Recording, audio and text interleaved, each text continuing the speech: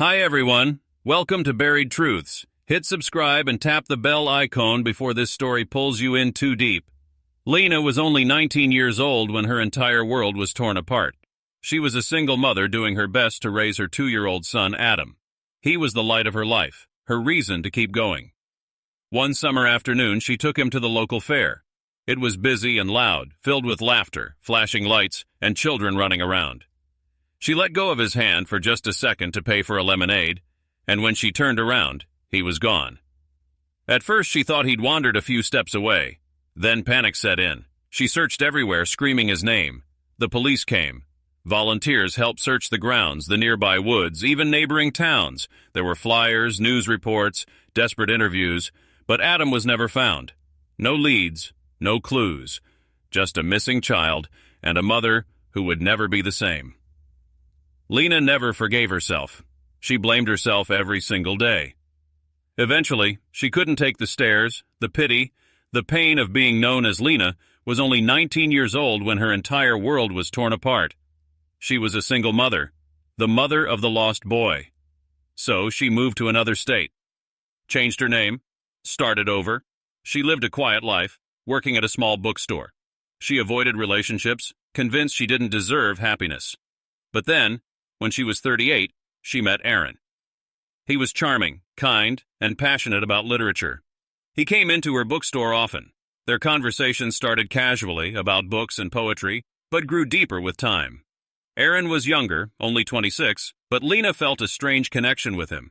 It wasn't just chemistry, it was something else, something deeper, something she couldn't explain. His eyes felt familiar, his laugh, the way he tilted his head when he was curious.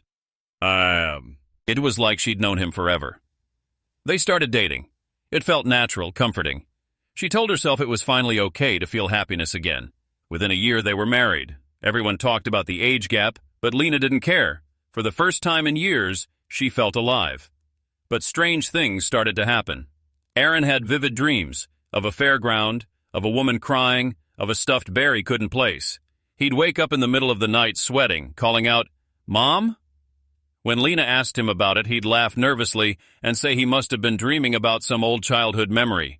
He had no real memories from before the age of 3. He was adopted, he told her. His birth parents were unknown. At first, Lena didn't think much of it, but something gnawed at her.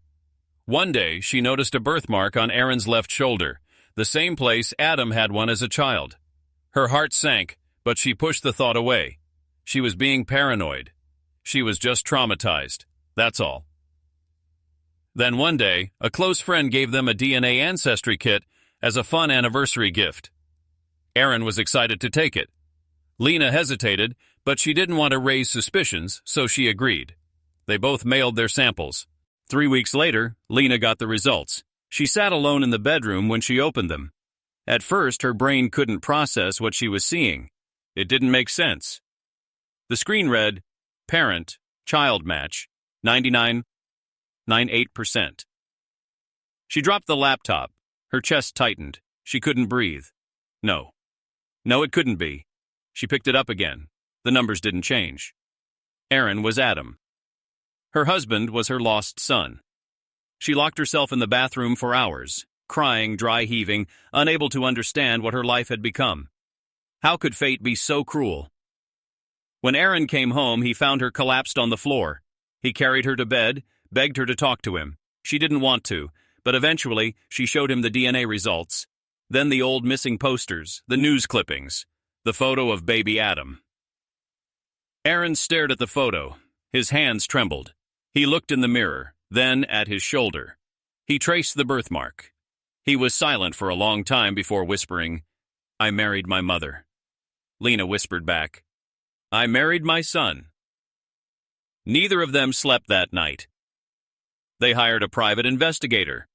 2 weeks later, the PI confirmed it all. Aaron had been found wandering in another state 2 days after Adam disappeared. No ID, no memory, no idea who he was. He was placed into foster care, then adopted by a couple who never knew where he came from. His name was changed, his life rewritten. His first 2 years had been erased, until now. They tried to separate. Aaron moved out, Lena stopped leaving the house. But the connection they had built over years wasn't something they could just shut off. It was more than attraction. It was a bond so deep, it defied explanation.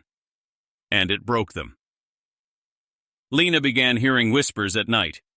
She would wake up to the sound of a child crying even though there was no one there. She heard voices in the walls, telling her what she'd done, reminding her.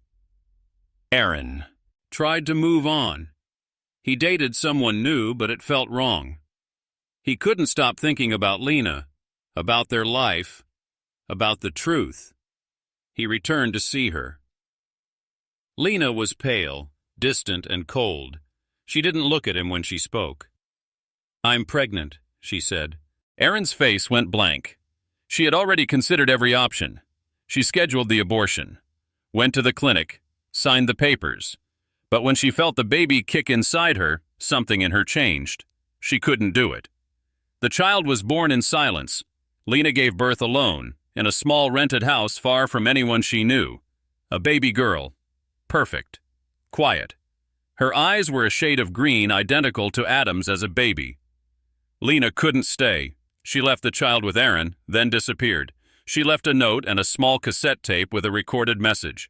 It said, "To my daughter, you were never meant to exist, but now you do.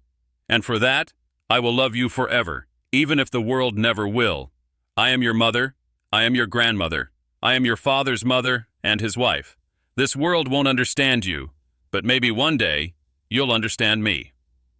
Lena was never seen again. Some believe she ended her life. Others think she started over in a new town, with a new name, just like before.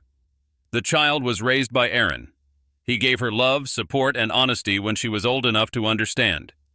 He played the cassette tape for her only once. She didn't ask to hear it again.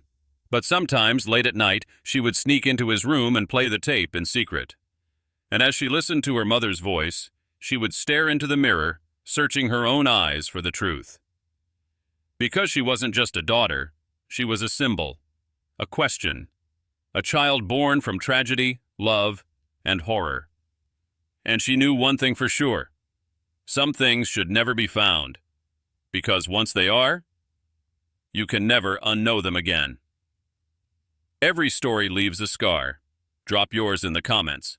And don't forget to subscribe. Something is always listening.